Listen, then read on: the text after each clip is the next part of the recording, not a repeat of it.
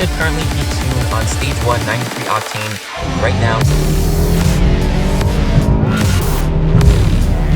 Oh, yep, that's definitely way faster. What is going on, YouTube? Welcome back to the channel. So in today's video, we're finally going to be tuning this BMW 330. Now, if you follow my channel, you'll know that I already tried to tune this car.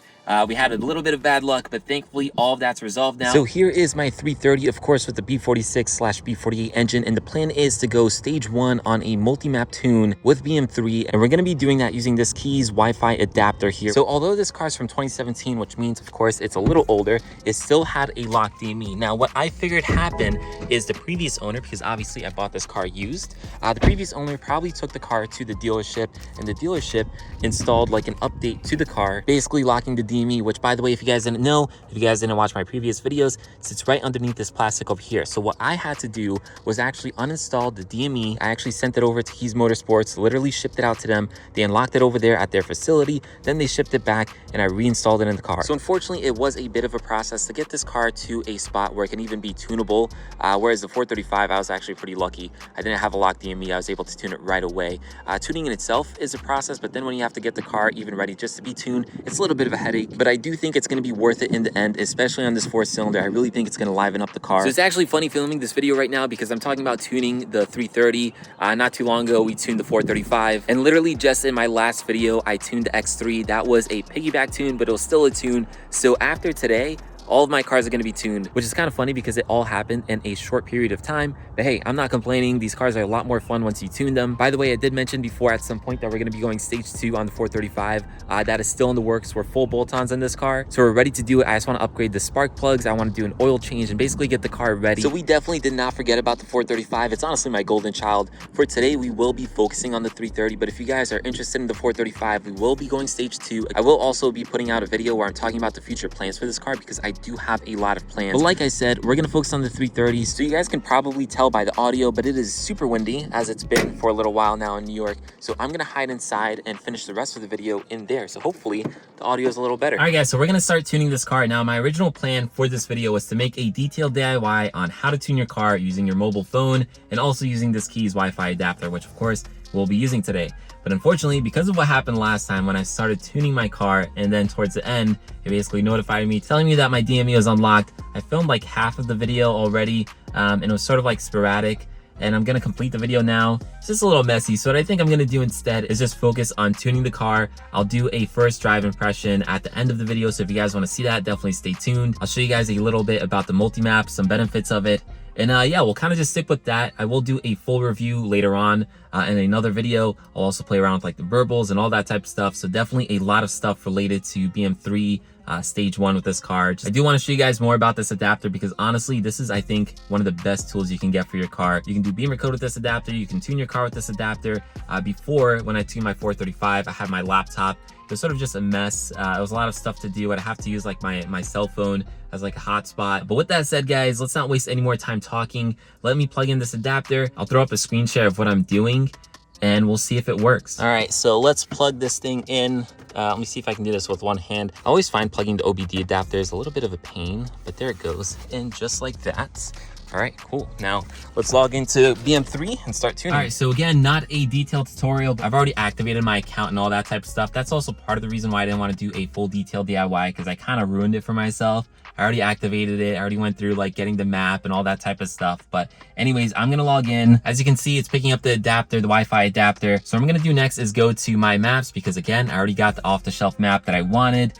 So I'm gonna go to my maps. So again, I went into the multi-map stage 1. We'll dig into a little bit of that later and we'll get to, explore like the whole multi-map thing. But we're gonna go down to Flash. I'm actually gonna download this and then Flash later. I just heard that's a little safer. So with that done, we're gonna go to Flash now. Yeah, you guys can see, I'm still getting that warning about the DME. Now, I know because I had a locked DME, this warning will still come up, even though the DME is unlocked. Does make me a little nervous, but that's all right. We're gonna ignore it. I wanna ignore all future. How about if I press on cancel there? Oh, cancels the tune. So I guess we have to ignore all future warnings. I don't know, I don't really like that, but we'll ignore them, I guess. All right, and we're flashing. So I'll be honest with you guys, I'm super nervous. I was not this nervous when I was tuning the 435. Part of that is because, I don't know, like with that whole DME thing happening to the car last time, like it was, I didn't film all of it. I didn't show you guys all of it, but basically like the car was kind of stuck in this weird state with all these like check engine lights and all this type of stuff. Like it was a mess. And I'll be honest, I got like super nervous. I thought I messed up the car. I was freaking out a little bit. But BM3 does tell you if that happens to basically go back to your stock tune and reflash that. So that's what I did, and everything went back to normal. So it wasn't exactly a fun experience. So I'm hoping something like that does not happen again. I think we will be good. But anyways, we're gonna fast forward through this because this looks like it's gonna take a little bit, and then I'll catch up with you guys towards the tail end of it. All right guys, so it's been a bit. Everything looks like it's going well. It's pretty much just clearing the codes now. So I think we're set, and yeah, success. We're all good, guys. DME did not fail us this time. All right guys, so I think we're pretty much good now. Of course, we just have to turn off the ignition, wait a few seconds, and then we'll turn it back on. Seems like everything went well, at least so far. So let's turn on the car and make sure. All right, I think we're pretty much good, guys. No check engine lights, no warnings. Car's running just fine. I think we're set. So what I want to do now, guys, is dig into this multi-map tune a little bit. So there should be a way, I don't think I really explained it. So basically what a multi-map tune is, once you go stage 1, like for example, my 435 right now is strictly stage 1. It's on that tune. If I want to change it, I have to log into BM3, I have to connect the phone, connect the adapter, all that type of stuff, and change the tune, flash it. It's not the worst thing in the world, but it is a bit of a process. Whereas a multi-map, you can literally change it with the car itself. So the car already has like a couple maps. Also, it lets you switch to a stock tune, which to me is going to be one of the most important parts, because although I want to enjoy this car, again guys, I keep on saying it, but this is a daily driver, so I need it to remain, you know, fuel efficient, reliable. You just get a little more flexibility, and the cost of a multi-map tune versus a normal stage 1 tune is the same. Like there's no difference. So I mean, why not, you know? All right guys, so to basically use the multi-map feature, which by the way, I'm still learning at the same time as you guys are, you basically want to press and hold this cruise control button over here for a few seconds. And once we do that, you'll see that jumps up. So that means we're currently in stage 1. So to basically switch between them, you guys can use your cruise control up and down just like that, and you can see we can bounce around them. So how it is right now, guys, is map 1 is some type of 91 octane. I have to look into it, but map 2 is just 91, map 3 is 93, and then map 4 is the OEM one, the stock tune. So what I'm basically going to be using most of the time is 3 and 4. So I believe to set that, we just press and hold this again, and then yeah, you'll see it just goes back down to basically off like that. And just to confirm we're in the right map, I'm gonna press and hold this again and see which one it jumps us up to. Yep, it jumps us up to map 3, so that's good. So we should currently be tuned on stage 1, 93 octane right now. Again, we can easily switch that. As you guys can see, this is super easy to do. Like you literally can do it on the spot. Like once you get inside your car in the parking lot, you can quickly do it. So much easier than constantly like flashing your car between the different maps. So I still have to dig into this a little more myself, because as you guys can tell, this is still new to me. Again, on the 435, I just have a stage 1 tune. This is the first car that I'm doing a multi-map on. So I'll definitely do some research. I'll figure it out. But anyways, guys, that was just a quick look at a multi-map tune. Again, we'll dive into it a little more, but let me flip over the camera. We'll turn on the car. We'll go for a drive. We'll see how it feels. This is the part I'm excited about, so hopefully you guys are as well. Again, I'll make a full review later, but for now, let's just get some first impressions. Let's fire up the car, and we'll put it into sport mode, right? Sport Plus. Put the transmission into Sport Plus as well. So see if we can get like a little bit of stretch of road here. We'll give it a quick launch, just a baby launch. Holy, yep, that feels good. Yep, that's definitely way faster. This is what this car needed, man. Honestly, like this is what it needed. It needed just a little bit more power. Again, I know it's a 4-cylinder. I know it's a daily. It's my daily. But it's still nice to have a little bit of fun with it. You know what I mean? All right, as they say, let's give it the beans.